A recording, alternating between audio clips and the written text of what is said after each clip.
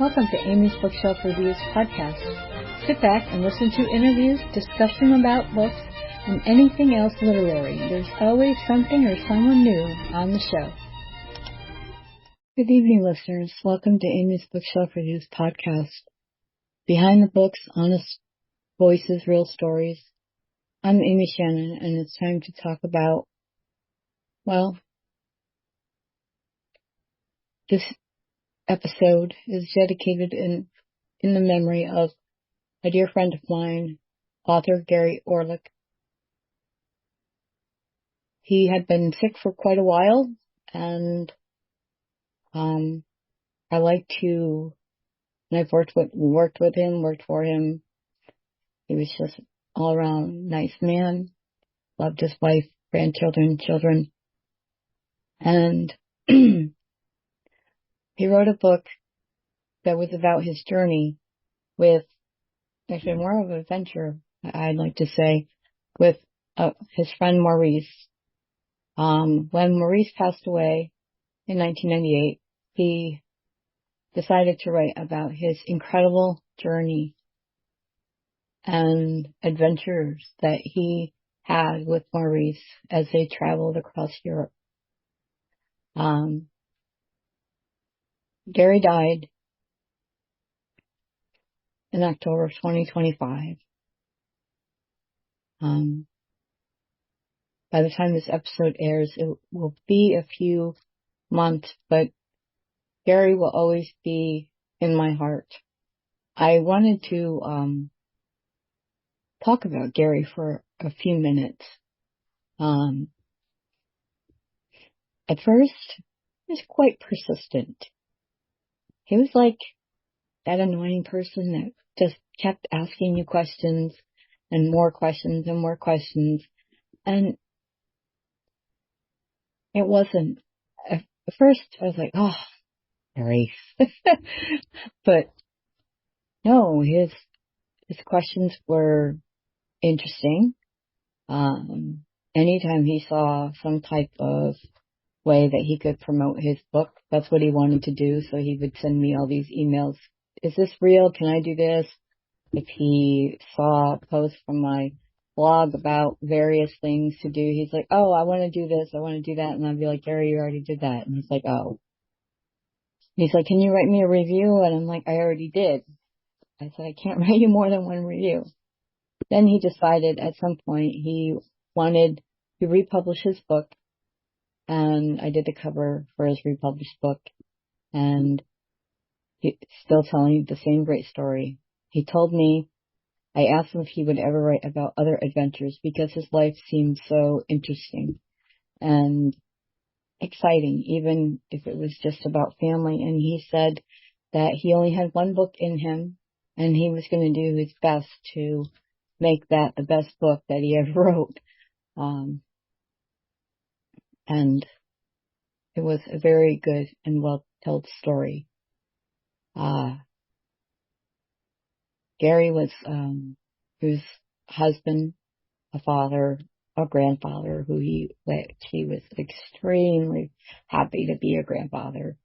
He was just that kind of amazing person. And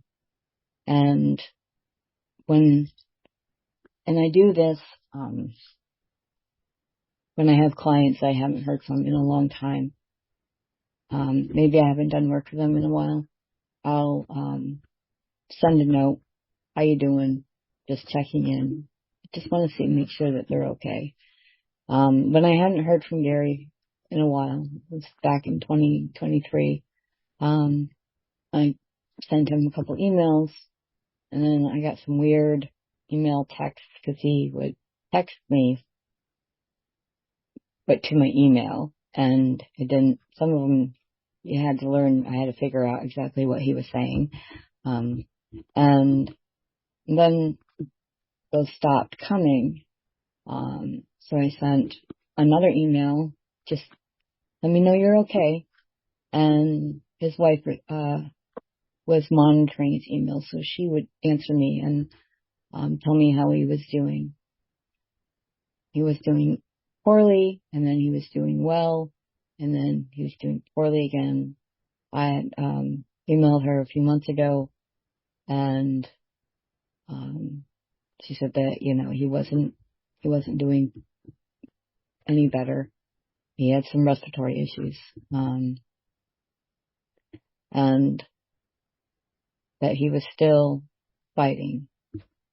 So, yesterday I realized that I hadn't heard back on anything. So, and I know it's strange to do this, but when there's people that I haven't heard from in a long time, I will Google their name and hope that the only thing that comes up is their website, their book, they're doing fine,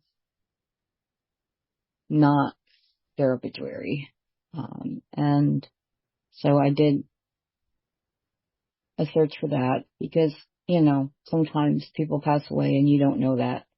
And like I said, he was a friend, colleague. He was part of the author community, and he was very intelligent. And he had great stories to tell. And I always told him, you should tell more stories, Gary. He's like, but I only have one in me. He's like, my life wasn't very exciting except for that. I'm like, your life is very exciting. You have a wife who loves you. You have your children and your grandchildren, and they all love you. And that is something that makes you important, makes you rich. You don't need millions of dollars to have a rich and fulfilling life. I am so heartbroken over Gary's loss because I have expected to get that strange email, because there were times when, even after he was sick, and his wife said, he got a hold of his phone even though he was on a respirator, but he was awake. So I would get a weird message, and he'd be like, hi, and then he'd be like, question mark, question mark, question mark, and then some, characters. I'm like, oh, Gary, you're not supposed to be using your phone, are you? And then his wife would say, I see he took the phone. Because I would be like, what? What do you want me to do for you? I'll do anything I can help you. The only thing that I could do for him, I couldn't fix him. Not all of us can be fixed. I always kept him in my thoughts, in my heart. And even when I have personal stuff going on, I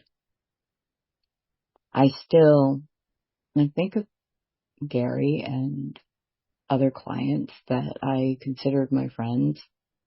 Not all of my clients become best friends. I'm just friendly, and, they come back, and they, whatever. But Gary was always coming back, just like a few other authors that, you're friends when you're talking about stuff that's more than, what your book is or your promotions or things like that. And, I'm going to ask anyone who hears this,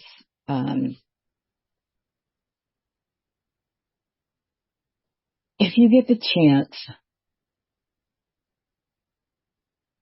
you can go to Amazon and buy the book by Gary Orleck, Orleck, Travels with Maurice, An Outrageous European Adventure in 1968.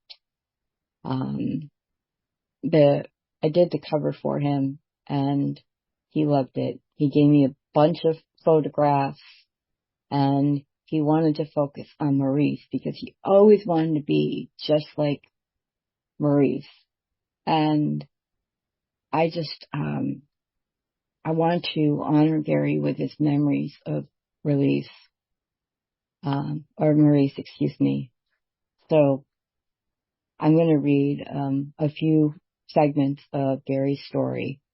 Um, as I said, you can find it on Amazon. It's on Kindle and paperback. But if you get the chance, at least, I don't know what his wife is going to do with, any proceeds from his books, but if, they could, the family could, always use it. And I think it would also support Gary and his memory. And you'll have to excuse me. So I'm going to read a little bit about my friend Gary and his travels with his friend Maurice. Prologue, 1998. I just got the call. I recognized Morty's voice immediately from his German accent. His voice was thick with grief. He could barely get the words out. It's Maurice, he said. He's gone. Gone? As in dead? I couldn't seem to process the information. I know how that feels. I stared blankly at the wall of my shop, specifically at a poster for Goodyear's tires. How? I managed to ask. Massive heart attack. A heart attack? It seemed such an unglamorous way to go, so incongruous with the enchanting, no-holds-barred way Maurice had lived his life. I did the math in my head. He was only 52. I kept the call brief, thanked Maurice, one of Maurice's other close friends from Munich, Germany, clearly in a state of shock, and hung up the phone. I sat down in a chair and let the first wave of emotion wash over me. True, I hadn't seen him in years, but I still thought of him as my best friend, and now that cherished friend was gone. The man had opened up the world for me in ways I never imagined possible. Now, nearly 26 years after the fact, I have to remind myself that the time we spent traveling around Europe just after college was not a dream, that I did not imagine Maurice, but in truth, I knew I had not. In the deepest depths of my mind, I could not have conjured up the times we had together. I worked through the rest of the day in a daze. In my mind, I wasn't sitting in a tire shop in Rhode Island. I was driving along the European highways with no speed limit. I was dancing in the nightclubs of the south of France. I was dragging Maurice away from a roulette table at 3 a.m. After I closed up shop, I knew I couldn't go home. I got in my car and drove 90 minutes to Boston. I found our old haunt, a bar called Flicks, whose motto was where live wires connect. Maurice had loved this place because it had an indoor swimming pool like his favorite club in Antilles. It's not the south of France, but it's the closest thing I can find, he once told me. It felt right to be there, filled with so many memories. After a few drinks, I climbed up onto the bar and stood there until the room was silent and everyone was looking at me. I asked the bartender to serve everyone a drink on me, and when everyone had their glass, I raised mine to make a toast to my friend and my brother. I thought of a toast Maurice had often made through Europe and repeated the irreverent words, "Here's to those who wish us well, and all the rest may go to hell," I said. Everyone clinked their glass and laughed. It was a fitting send-off, but when I sunk back into my seat, I felt the acuteness of the loss. These people didn't know Maurice. No one had ever known him like I did. That devilish grin, those dark, intense eyes, and the way he entered a room and immediately captured everyone with his charm. The things he had shared with me on our drives across Europe were things I knew for sure had not been shared with anyone else. With that thought, the sadness dissipated for a moment, and I instead was filled with a great feeling of appreciation for a friendship like no other. Maurice was someone you might like to get to know in a lifetime if you were lucky. Now there was nothing left to do but share his story with the world. What you're about to hear is all true, every last word. As Gary talks about Maurice, I think of how Gary was. He was so in awe of his friend, and he had lived a very long and successful life. Gary was 80 years old when he passed away, but he didn't pass away because he was 80. He passed away because he was sick. He endured various respiratory issues, and that's kind of where I will leave it at that. There is, I'm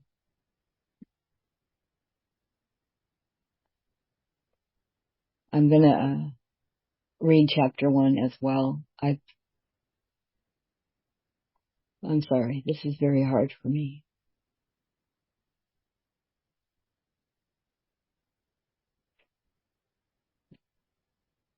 Gary was a storyteller, and he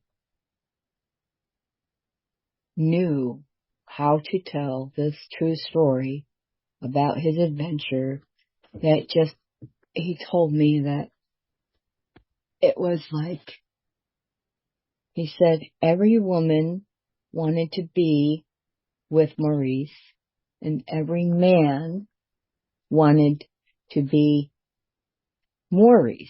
So the women wanted him and the men wanted to be him. And I thought that was so interesting in the way Gary put it. It was just so, like, you knew Gary was one of those men that, like, oh, man, I could hang out with this guy.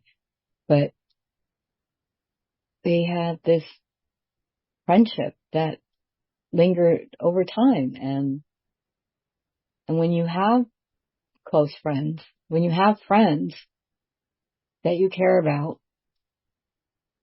when they're gone,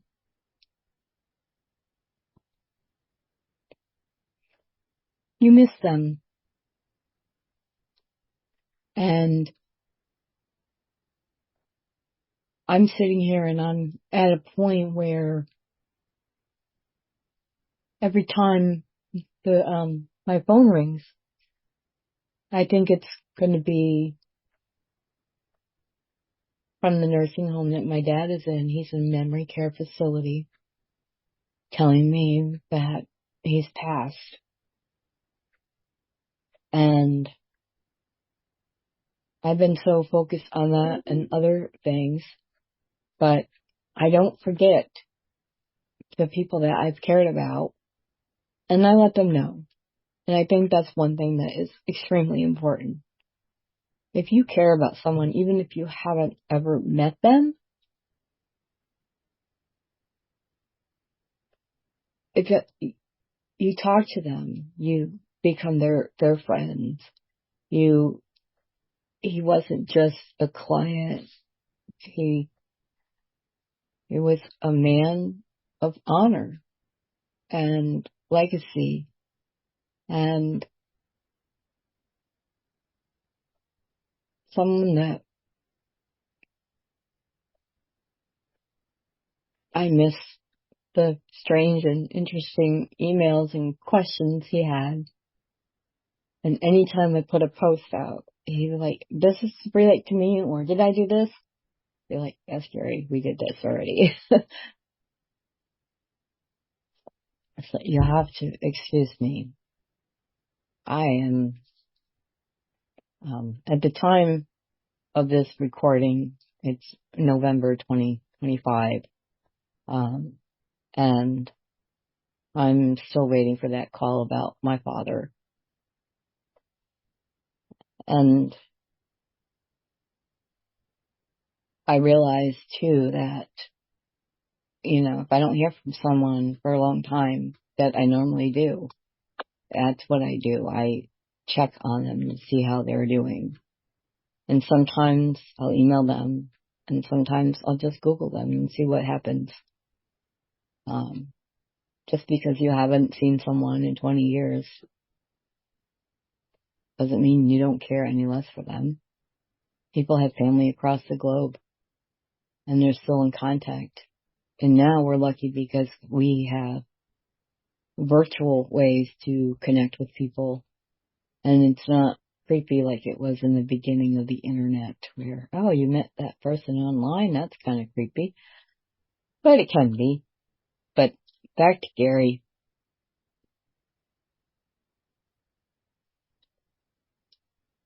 He was a friend and a wonderful man. And it wasn't just one way. He wanted to know how I was doing. How,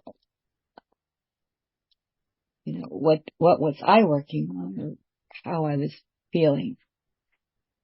If anyone who knows me knows what I go through. And I'm sorry, I'm taking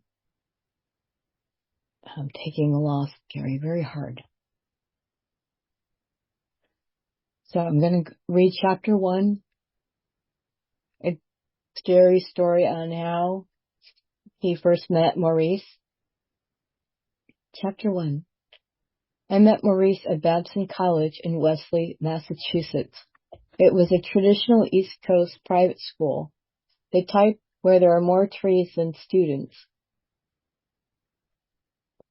I was earning a business degree there, and so was Maurice. Later, it felt like fate that out of all the colleges in America, Maurice and I chose the same one. I actually heard about him before I ever laid eyes on him. There were whispers running through the school that a fabulously wealthy Iranian student had enrolled that year.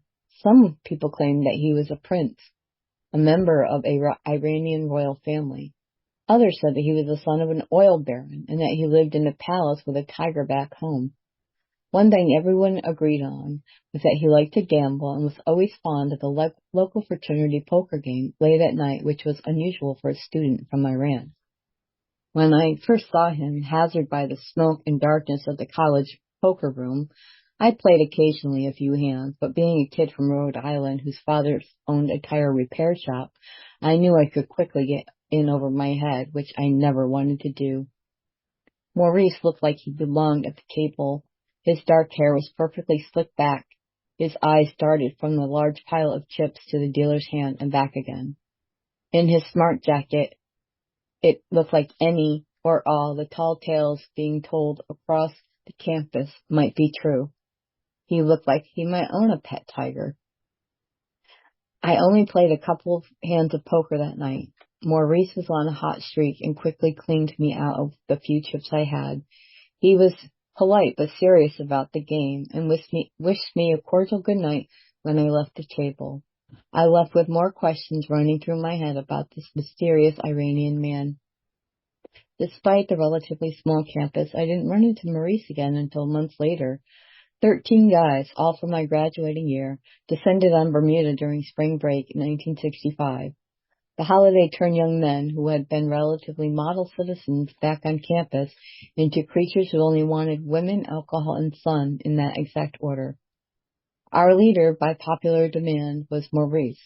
On the plane trip, he paid for 3 rounds of drinks for all the boys on board. Wherever Maurice was, the party followed.